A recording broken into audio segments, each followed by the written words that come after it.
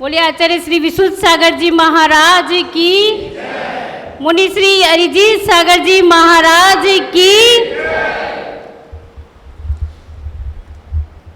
हर जन्म में बाबा तेरा साथ चाहिए, सिर पे मेरे बाबा तेरा हाथ चाहिए।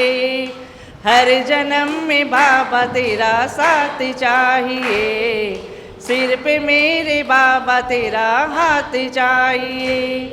सिलसिला ये टूटना नहीं चाहिए, मुझको मेरी भक्ति का इनाम चाहिए।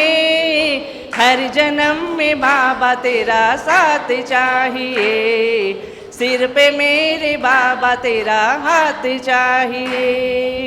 नमो अरिहंतणम नमो सीताणम, नमो आयरियणम नमो वैजायणम, नमो लोय सर्वे साऊणम, नमो लोय सर्वे साऊणम। सभी सकल दिगंबर जैन समाज और सकल महानुभावों की ओर से मुनि श्री के चरणों में निवेदन करते हैं, गुरुदेव हम सभी महानुभावों को अपने आशीर्वचनों से अभिषिंचित करें। नमोस्तु गुरुदेव, नमोस्तु गुरुदेव, नमोस्तु गुरुदेव। ओम नमः सिद्धेभ्यः।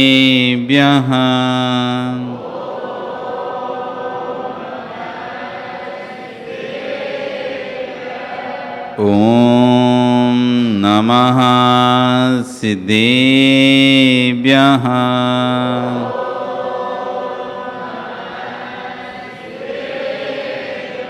ओम नमः सिद्धेभ्यः।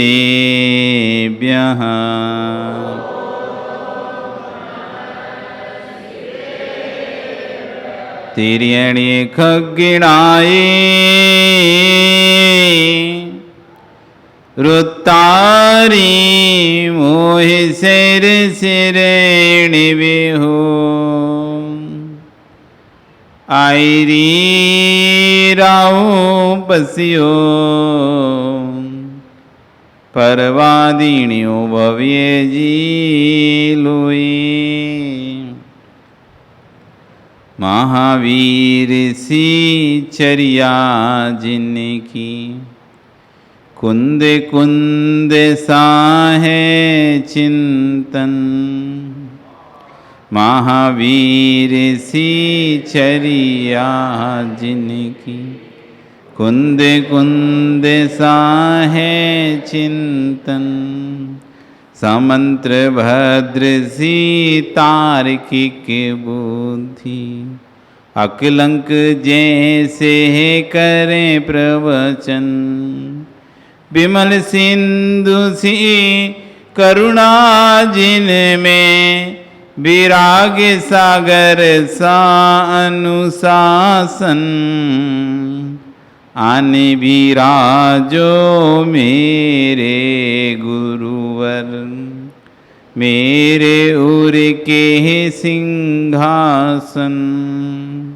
आने विराजो मेरे गुरुवर, मेरे उर के सिंहासन। बचनों के मोती बिखरा दे, अमर रहो चिंतन नागर। मेरे उर में आने विराजो गुरुवर श्री विशुद्ध सागर। मेरे उर में आने विराजो गुरुवर श्री विशुद्ध सागर। मेरे उर में आने विराजो गुरुवर श्री विशुद्ध सागर। बोलिए अनंत अनंत श्री परमेष्ठी भगवान की, आदिरम आदिनाथ भगवान की, वर्तमान शासन महावीर भगवान की, आचार्य गुरुवर श्री आचार्य भगवान विराग सागर जी महाराज की, आचार्य गुरुवर श्री विशुद्ध सागर जी महाराज की, अहिंसा में विश्व धर्म की।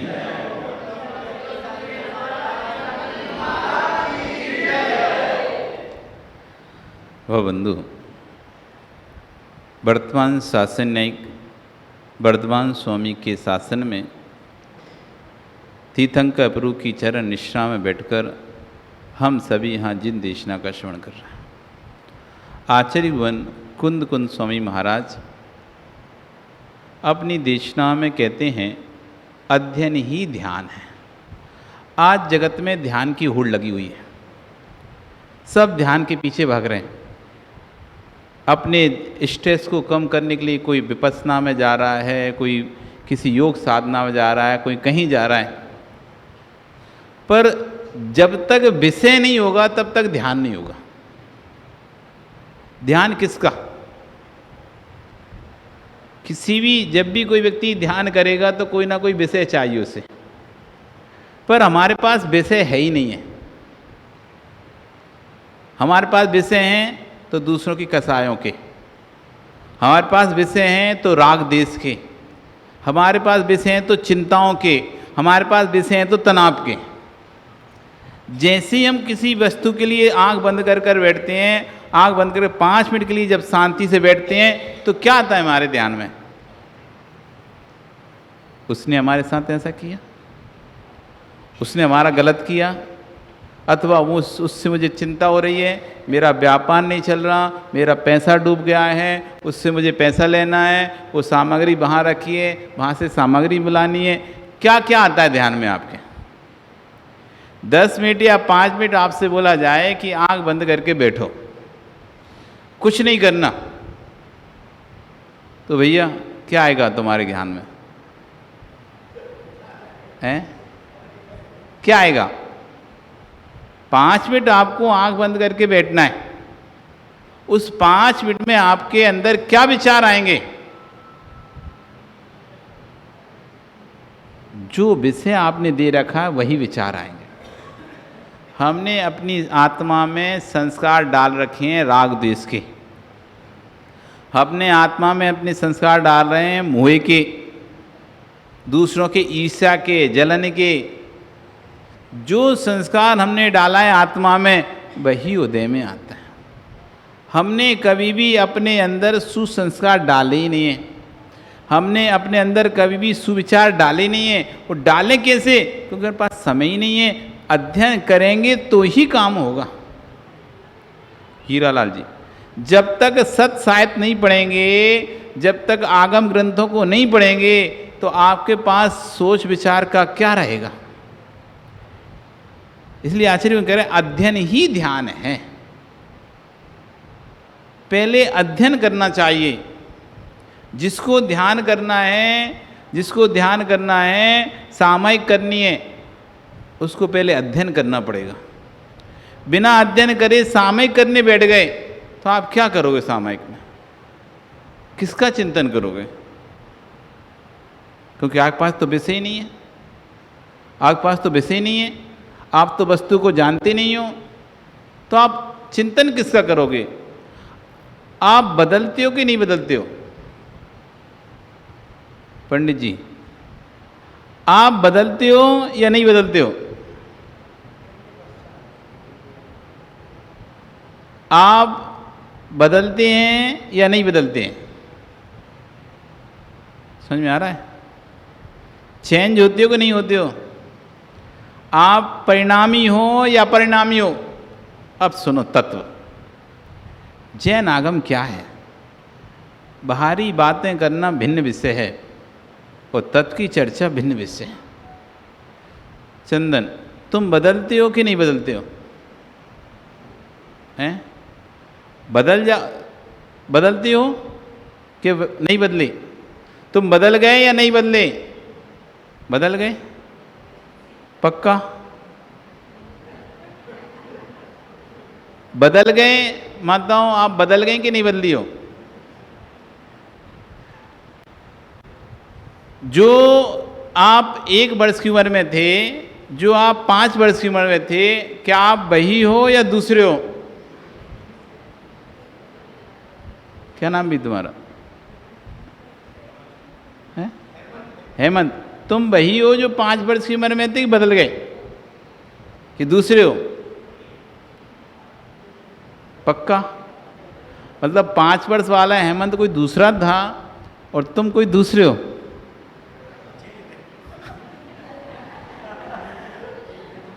बदले कि नहीं बदले? कि नहीं बदले? जो 5 वर्ष की उम्र में हेमंत था, ये वही हेमंत है या बदल गया?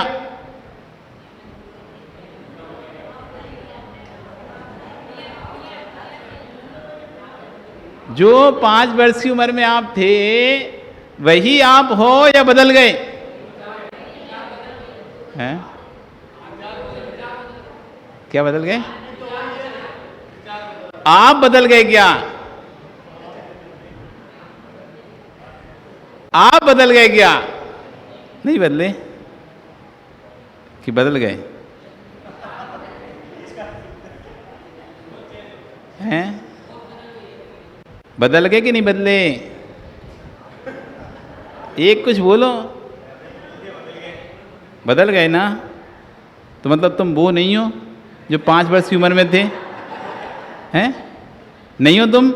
मतलब वो आत्मा कोई दूसरी थी और ये आत्मा कोई दूसरी है, ऐसा है क्या? फिर मतलब नहीं बदले तुम? क्या तुम्हें बचपन का याद नहीं है क्या? यदि तुम बदल गए तो फिर तुम्हें बचपन का याद कैसे रह सकता है? यदि तुम बदल गए तो तुम्हें बचपन का कुछ याद नहीं रहना चाहिए। मतलब तुमको याद है, मतलब तुम वही हो। अब बताओ, बदले कि नहीं बदले? हैं? आप बदले कि नहीं बदले?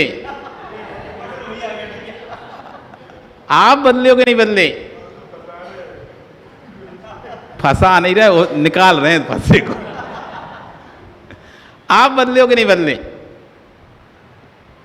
ओ दादाजी बताओ, आप 60-65 साल के तो दिख रहे हो, 70 तक भी पहुंच गए होगे। कितनी उम्र है? 70 साल की उम्र है क्या? हो गई होगी ना?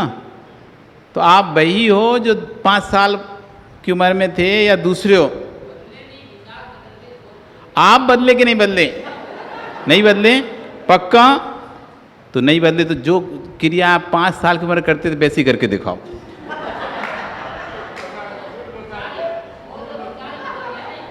आप नहीं बदले? आपकी सारी वस्तुएं बदल चुकी हैं, आपके भाव परिणाम सब कुछ बदल चुके हैं, आत्मा के अंदर की अनुभूतियां सब बदल चुकी हैं। आप बदले कि नहीं बदले? आत्मा वही है, फिर भी आप बदल गए कि नहीं बदले? यदि आप नहीं बदलोगे तो कूटस्थ नित्य हो जाओगे। जो चीज बदलती नहीं है वो वैसी वैसी रह जाती है, नित्य हो जाती है, फिक्स हो जाती है। यदि आप बदलोगे नहीं तो वैसे ही रहोगे। फिर आप बदल गए, और यदि आप बदल जाओगे पूरे, फिर वो नहीं रहोगे जो पहले थे। अब बताओ, बदले कि नहीं बदले? आप परिणामी हो, परिणामी मतलब है बदलना, अपरिणामी होता है नहीं बदलना। आप परिणामी हो या परिणामी हो? आप बदलते हो या नहीं बदलते हो? आप कौन हो? कंफ्यूज हो गए? अब आया समझ में? नॉन तेल घी शक्कर की बातें करना आसान है, इधर उधर की बातें करना आसान है। मंदिर में कौन क्या पूजा में चढ़ा रहा है, कौन क्या पहन के हार दे रहा है, कौन क्या पहन के हार नहीं दे, ये सब बातें करना आसान है। लेकिन जब तत्व की चर्चा आती है ना, तब शांत हो जाते हैं। जब तत्व की चर्चा आती है ना, तब हम शांत हो जाते हैं, क्योंकि हमने अध्ययन किया ही नहीं है। हम इधर अपनी पर्याय को, कितनी महत्वपूर्ण पर्याय मिली है, 84 लाख योनि के टॉपर हैं आप। जैन कुल में 84 लाख योनियों में टॉपर बैठे हैं। ऐसे टॉप पर बैठने के बाद भी हमने अपनी उम्र पर्याय ऐसी व्यर्थ में खो दी, कोई भी बोध ही नहीं हमको। आज 70 साल की उम्र हो चुकी है, 80 साल की उम्र हो चुकी है, 50 साल की उम्र होती है। किसी से पूछ लें आप जैन दर्शन का एक सूत्र बता दो, महाराज नहीं पता। फिर 50 साल से तुम किए क्या? 60 साल तक तुम किए क्या? तुम्हें ये नहीं पता कि तुम बदलते हो कि नहीं बदलते हो। आपको ये नहीं पता कि आप बदलते हो कि नहीं बदलते। यदि बदलते हो तो क्यों बदलते हो, और नहीं बदलते तो क्यों नहीं बदलते हो। आप कहते हैं हाँ महाराज जी हम बदलते हैं, तो क्यों बदलते हो, और आप कहते हैं नहीं बदलते तो क्यों नहीं बदलते।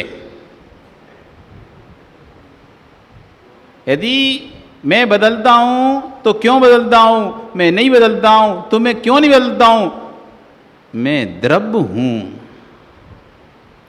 मेरी आत्मा एक द्रव्य है, और द्रव्य का लक्षण है उत्पाद वे ध्रुव युक्तम सत, सत द्रव्य लक्षणम।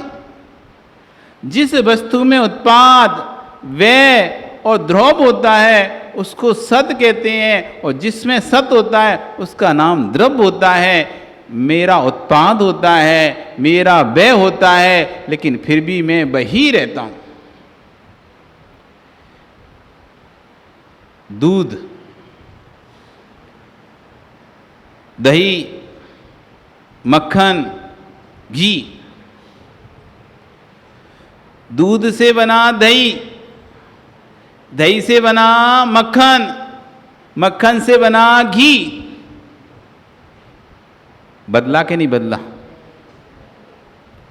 दूध बदला तो दही बना, दूध नहीं बदलता तो दही नहीं बनता। दही बदला तो मक्खन बना, यदि दही नहीं बदलता तो मक्खन नहीं बनता, और मक्खन बदला तो घी बना, यदि मक्खन नहीं बदलता तो घी नहीं बनता। लेकिन फिर भी एक ऐसी चीज है जो किसी में भी नहीं बदली, जो सब में एक साथ थी। क्या थी बताओ? जो दूध में भी थी, जो दही में भी थी, जो मक्खन में भी है, जो घी में भी है। क्या है वो?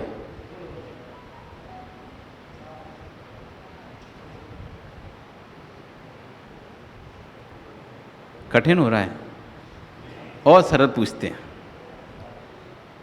मिट्टी, लौंदा, गला के उसको ना लौंदा, फिर उसका आकार, एक आकार दिया जाता है। फिर घट, स्थास, कोस, कुशील, फिर घट, ऐसे अलग अलग उसकी मिट्टी की पर्याय बनती हैं। मिट्टी, स्थास, कोस, कुशील, घट। मिट्टी मिट्टी, स्थास बना, स्थास मिटा, कोस बना, कोस मिटा, कुशील बना, कुशील मिटा, घट बना। पर सब में क्या है? क्या है सब में? मिट्टी। मिट्टी सब में है, मिट्टी नहीं मिटी। मिट्टी नहीं मिटी, मिट्टी मिट जाती तो फिर आगे की पर्याय नहीं बनती। मिट्टी रही तब भी मिट्टी मिटी, और यदि मिट्टी मिटती नहीं तो आगे पर्याय बनती नहीं। तो बताओ मिट्टी मिटी कि नहीं मिटी? मिट्टी मिटी कि नहीं मिटी? यदि मिट्टी नहीं मिटती तो आगे पर्याय बनती क्या? और यदि मिट्टी मिट जाती तो आगे पर्याय बनती क्या? मिटा क्या और स्थायी रहा क्या? मिटा क्या और स्थायी रहा क्या? पर्याय नष्ट होती हैं, द्रव्य स्थायी होता है। मेरी आत्मा स्थायी है, उसकी पर्याय नष्ट हो रही हैं। बालक पर्याय, युवा पर्याय, प्रौढ़ पर्याय, वृद्ध पर्याय, ये पर्याय मिट रही हैं, बन रही हैं, लेकिन सब पर्याय में कोई स्थायी है तो कौन है? द्रव्य स्थायी है, आत्मा स्थायी है। ऐसी दूध, घी, मक्खन, सब में कोई स्थायी है? गौरस। क्या स्थायी है? गौरस। ये बना किससे? गाय के दूध से। गाय का दूध गौरस, दही गौरस, मक्खन गौरस, घी गौरस। गाय से बना, गाय के दूध से बना हुआ पदार्थ को कहते हैं गौरस। इन सब में एक चीज क्या है कॉमन, जो नहीं मिटी? गौरस। दूध की पर्याय मिट गई, दही बन गई, दही की पर्याय मिट गई, मक्खन बन गया, मक्खन की पर्याय मिट गई, घी बन गया। लेकिन सब में यदि कोई चीज है, ये गौरस है। यानी गाय के शरीर से निकले हुए पदार्थ से बना हुआ ये प्रोडक्ट, यानी दूध से बना हुआ ये पदार्थ है, वो नहीं मिटा। ऐसी प्रत्येक द्रव्य गुण और पर्याय से युक्त होता है। प्रत्येक द्रव्य उत्पाद वैसे युक्त होता है। हर व्यक्ति के अंदर गुण भी होते हैं और पर्याय भी होते हैं। हर वस्तु के अंदर गुण भी होते हैं और पर्याय भी होती हैं। तो गुणों का नाश नहीं होता, नाश किसका होता है? पर्याय का। पर्याय का नाश होता है, पर्याय नष्ट होती है, द्रव्य शाश्वत होता है। इसलिए मैं नष्ट भी होता हूं और नष्ट नहीं भी होता, क्योंकि मैं द्रव्य हूं। जब इस तरह के तत्वों को आप सोचेंगे, जानेंगे, अब आंख बंद जब करेंगे तो यही गुनगुनाएगा। और जब तत्वों को जानेंगे ही नहीं, तत्वों को समझेंगे नहीं।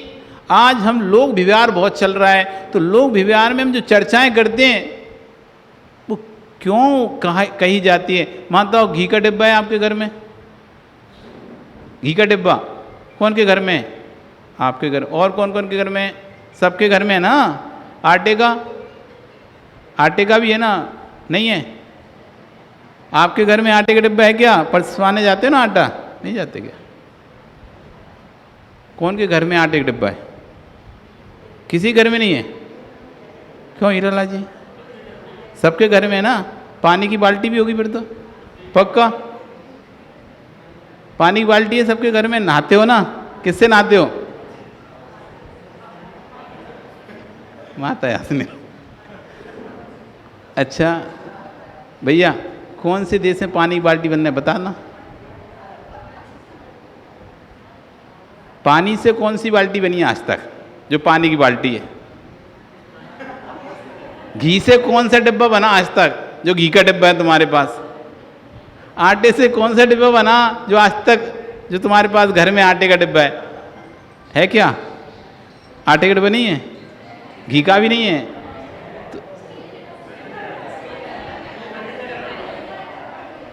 पर आज से तो आपने कभी नहीं बोला ऐसा स्टील का डिब्बा है। आप तो यही बोलते हो आटे का डिब्बा लेके आ जाओ, चाय का डिब्बा उठा दो, शक्कर का डिब्बा, चीनी का डिब्बा उठा दो, ऐसे ही बोलते हो ना। ये सत्य है क्या? सत्य है? ये बात सत्य है क्या? सत्य है? सत्य मतलब है डिब्बा, मतलब ये बात सत्य है असत्य है? डिब्बा है मतलब आटे का तुम्हारे घर में है?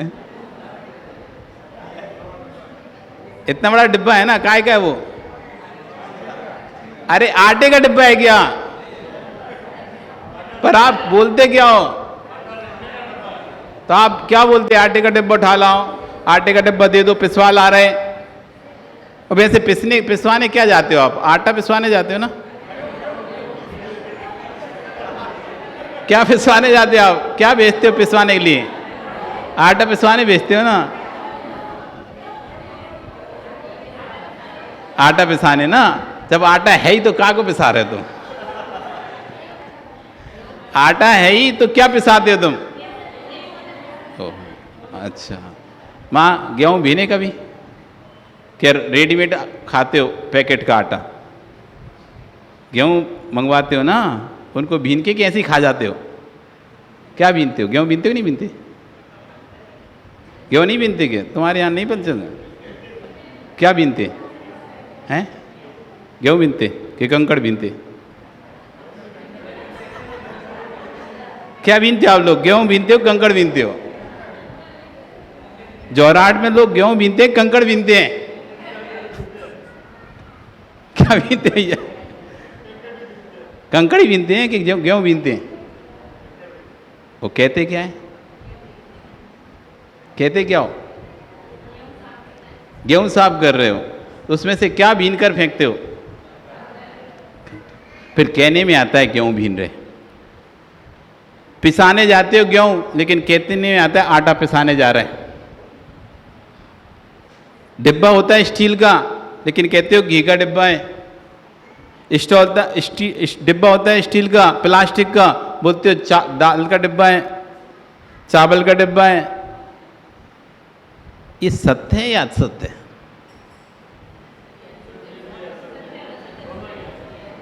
सत्य क्या असत्य है?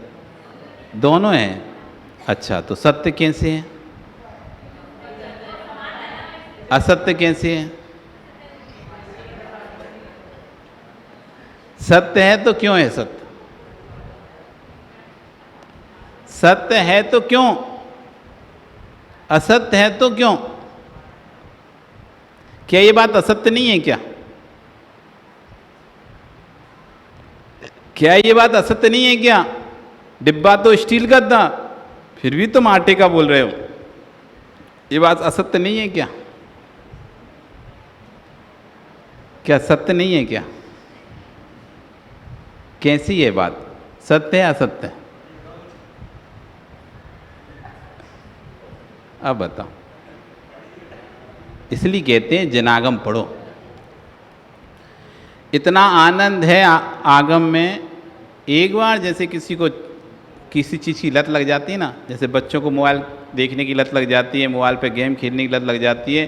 कितना भी रो रहा, तुमने मोबाइल पकड़ाया और वो चुप, और घंटों घंटों पता नहीं चलता मोबाइल में गेम कैसे उसका पूरा हो जाता है। क्यों? उसको उसमें आनंद आ रहा है। ऐसी जिसको जिनवाणी में आनंद आ जाएगा एक बार, घंटों घंटों पता ही नहीं चलेंगे, उस जिनवाणी को पढ़ने में उसका समय व्यतीत हो जाएगा। अभी तक आपने आनंद लिया नहीं है। वास्तव में हमने अभी तक जिनवाणी का आनंद लिया ही नहीं है। हमने हमेशा कसाई सुनी और कसाही बोली है।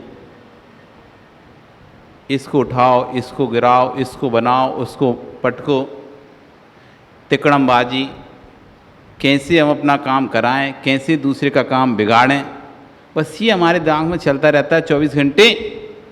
हमने कभी जिनागम को समझा ही नहीं है।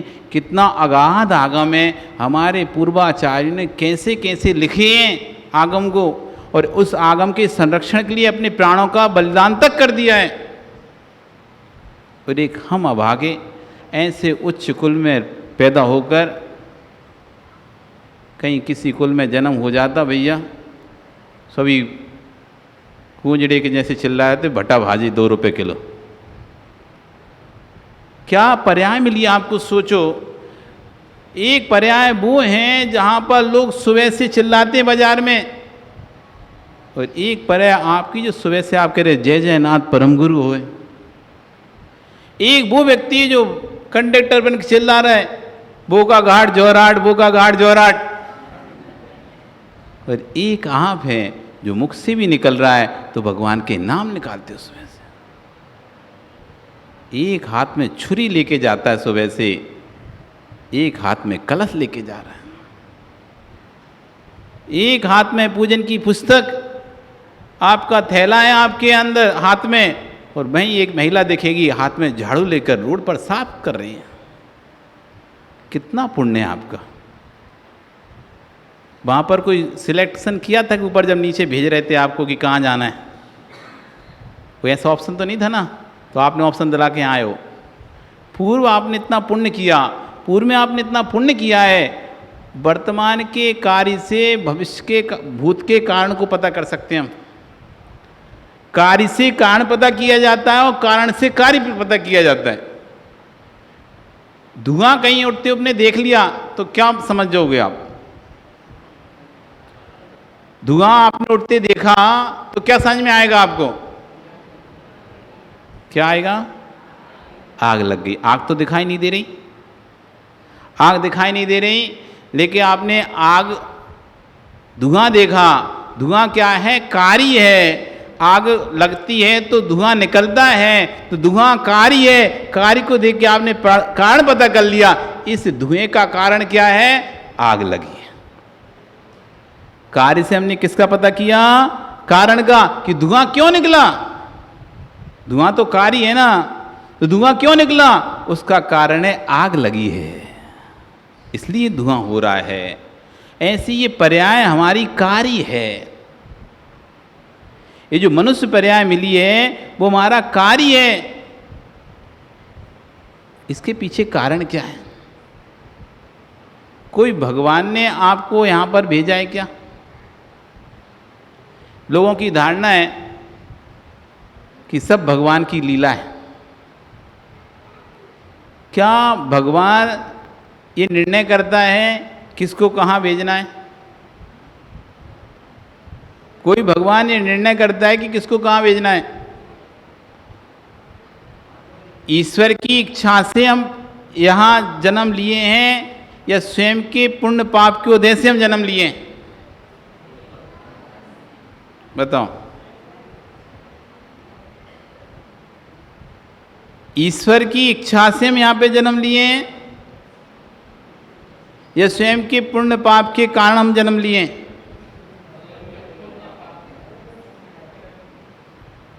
किसी ईश्वर ने हमें जैन कुल में नहीं भेजा है। किसी ईश्वर ने हमें जैन कुल में नहीं भेजा है। हमने पूर्व में इतना सुकृत का कार्य किया था, इतनी दान पूजा की थी, इतनी भक्ति की थी, इतनी साधु सेवा की थी, उसका फल है कि हमें इस पर्याय में मनुष्य कुल मिला, और मनुष्य कुल में भी जैन कुल मिला, और जैन कुल में भी उसके देश अच्छी संगति सब कुछ प्राप्त हो रहा है, अच्छे परिणाम प्राप्त हो रहे हैं। ये हमारे पूर्व की सुकृत का फल है। पर अब हम जो जैसा करेंगे उसका फल आगे मिलेगा। जब हमने भूत के फल को वर्तमान में भोग रहे हैं तो वर्तमान के फल को भविष्य में भोगेंगे। अब देख लो आप क्या सुकृत कर रहे हो। आप बैंक में पैसा जमा था भूत का, पहले आपने बैंक में जमा कर दिया, सो वर्तमान में फिर बाद में आप उसको फ़ायदा उठा रहे हो, ब्याज मिलता जा रहा है, निकालते जा रहे हो पैसा, ब्याज खाते जा रहे हो, पैसा निकालते जा रहे हो, लेकिन भविष्य के लिए कुछ डाल नहीं रहे उसमें। तो क्या भविष्य में भी ऐसा पैसा मिलेगा? फिर जो आपने भूत में डाला उसको आपने वर्तमान में निकाल लिया, लेकिन वर्तमान में नहीं डाल रहे, तो क्या उससे भविष्य में प्राप्त कर पाओगे? क्या हमारे को जो पर्याय प्राप्त हुई है, जो कुल प्राप्त हुआ है, ऐसी पर्याय प्राप्त होने के बाद भी, ऐसा कुल प्राप्त होने के बाद भी हम जिनवाणी का अध्ययन नहीं कर पा रहे, जिनागम का अध्ययन नहीं कर पा रहे, साधु सेवा आदि नहीं कर पा रहे, तो बताओ फिर किस आगे जाके हमारा क्या होना है?